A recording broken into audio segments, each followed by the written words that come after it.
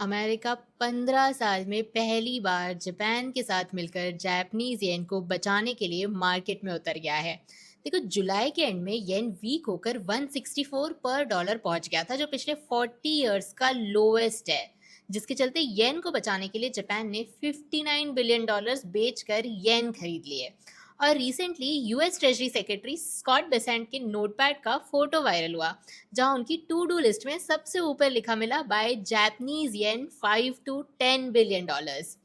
लेकिन सवाल ये है कि दुनिया की सबसे पावरफुल कंट्री को जापान की करेंसी बचाने की क्या पड़ी है। तो देखो, जापान में डेकेड्स तक इंटरेस्ट रेट्स जीरो या नेगेटिव रहे, इसलिए दुनिया भर के इन्वेस्टर्स जापान से सस्ता येन बोरो करते, उसे डॉलर में कन्वर्ट करते और यूएस स्टॉक्स, बॉन्ड्स, बिटकॉइन और इमर्जिंग मार्केट्स हर जगह इन्वेस्ट कर देते।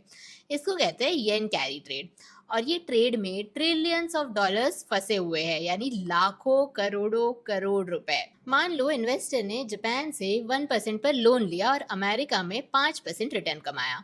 बीच का डिफरेंस उसका प्रॉफिट हो गया। लेकिन प्रॉब्लम तब होती है जब येन तेजी से स्ट्रांग हो जाता है। अगर इन्वेस्टर ने 164 येन पर डॉलर पर लोन लिया था और येन 157 पर आ गया, तो करेंसी मूवमेंट की वजह से उसका 4.5% का नुकसान हो जाएगा। और अगर इन्वेस्टर्स को कैरी ट्रेड में नुकसान होने लगे, तो सारे बड़े इन्वेस्टर्स लाखों करोड़ों रुपए का लोन रीपे करने के लिए एक साथ यूएस डॉलर, स्टॉक्स, बॉन्ड्स सब कुछ बेचना शुरू कर देंगे।